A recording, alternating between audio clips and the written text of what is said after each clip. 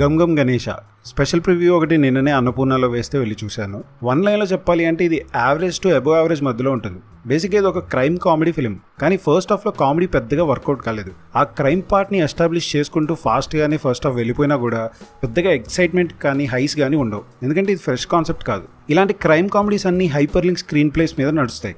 Multiple క్యారెక్టర్స్కి multiple stories ఉంటాయి, ఒకరి దాంట్లోకి ఇంకొకరు వస్తూ ఉంటారు, ఫైనల్గా అందరూ కలిసి ఒకే చోట ఎండ్ అవుతారు. అలానే ఈ మూవీలో హీరో ఒక చిల్లర్ దొంగ, లిటరల్గా కిరాణా షాపులు దొంగతనం చేస్తూ ఉంటాడు. అతనికి ఓ లవర్ ఉంటుంది. అనుకోని పరిస్థితిలో ఆ అమ్మాయితో చేసిన ఒక ఛాలెంజ్ వల్ల హీరో ఒక పెద్ద క్రైమ్ చేసి తప్పించుకోవడానికి ట్రై చేస్తూ ఉంటాడు. ఇంకోవైపు ఏమో బై ఎలక్షన్స్ జరుగుతున్న ఒక ఏరియాలో విలన్ని ఓడించడానికి అతను పంచే డబ్బంతా సీజ్ చేస్తూ ఉంటారు రూలింగ్ పార్టీ వాళ్ళు. ఒకవైపు ఎలక్షన్స్ దగ్గర పడుతూ ఉన్నాయి, డబ్బు పంచకపోతే కష్టమని ఒక 100 కోట్లు బయట నుంచి ఊర్లోకి తెప్పించే ప్లాన్ వేస్తాడు విలన్. మన హీరోతో పాటు ఇంకొంతమంది ఈ ప్లాన్లో ఎలా ఇరుక్కుంటారు అనేది స్టోరీ.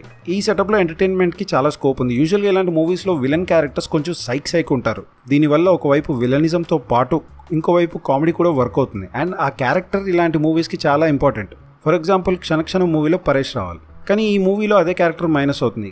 ఆ తీసుకున్న క్యారెక్టర్ నేటివిటీకి అండ్ ఆ డబ్బింగ్ అండ్ యాక్టింగ్కి కొంచెం సింక్ ఉండదు. ఆ క్యారెక్టర్ వల్ల రావాల్సిన ఇంపాక్ట్ అయితే రాలేదు. మిగతా comedy actors Emmanuel, Vennela Kishore and Satyam రాజేష్తో కామెడీ ట్రై చేసినా కూడా వాటిలో ఏ ఒక్కటి స్టాండ్ అవుట్ అవ్వదు.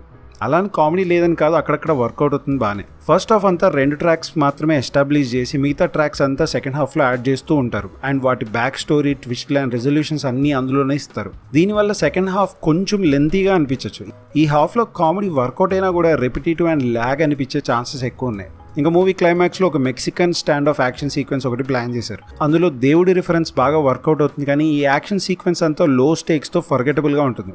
ఇక హీరో ఆనంద్ దేవరకొండకి తన స్ట్రెంగ్త్ అండ్ వీక్నెస్ తెలుసు కాబట్టి character are hero driven stories కాకుండా ఇలాంటి కంటెంట్ డ్రివెన్ స్టోరీస్ చేసుకుంటూ వెళ్తున్నాడు, which is a good thing. So expectations కొంచెం లో పెట్టుకుని ఒక యావరేజ్ క్రైమ్ కామెడీ చూస్తున్నామని అనుకుని వెళ్తే ఎంజాయ్ చేయొచ్చు.